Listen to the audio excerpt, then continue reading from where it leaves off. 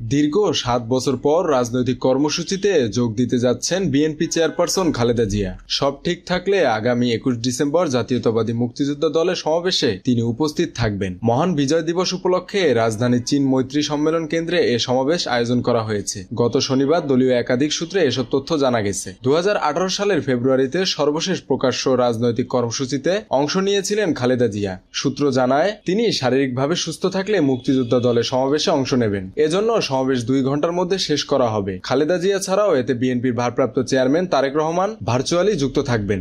এ ব্যাপারে মুক্তিযোদ্ধা দলের সাধারণ সম্পাদক মুক্তিযোদ্ধা সাদেক আহমেদ খান বলেন, বিএনপির ভারপ্রাপ্ত চেয়ারম্যান কথা দিয়েছেন সমাবেশে খালেদা জিয়া উপস্থিত থাকবেন। জানা গেছে, প্রতি বছর বিজয় দিবস ও স্বাধীনতা দিবস উপলক্ষে সমাবেশ সহ নানা কর্মসূচি পালন করে আসছে বিএনপির অঙ্গ সংগঠন মুক্তিযোদ্ধা দল। বিগত আওয়ামী লীগ সরকারের আমলে নানা বাধা বিপত্তির মধ্যেও সমাবেশ করে সংগঠনটি। তবে ২৪-এর গণ অভ্যুত্থানের পর এবার মনোরম পরিবেশে সমাবেশ করতে চান নেতারা। এজন্য খালেদা জিয়াকে প্রধান অতিথি হিসেবে আমন্ত্রণ জানানো হয়েছে। আমন্ত্রণে সায় মিলেছে বলেও জানিয়েছেন দায়িত্বশীল নেতারা। তারা জানান, খালেদা জিয়া শারীরিক অবস্থার কথা বিবেচনা করে চীন মৈত্রী সম্মেলন কেন্দ্রে সমাবেশ করার প্রস্তুতি চলছে। ২১ ডিসেম্বর বিকাল ৩টায় সমাবেশ শুরু হয়ে ৫টায় শেষ হবে। স্থায়ী কমিটি সহ বিএনপির শীর্ষ নেতারা সেখানে উপস্থিত থাকবেন। মেহেদী হাসান বাপ্পি, খুলনা গেজেট।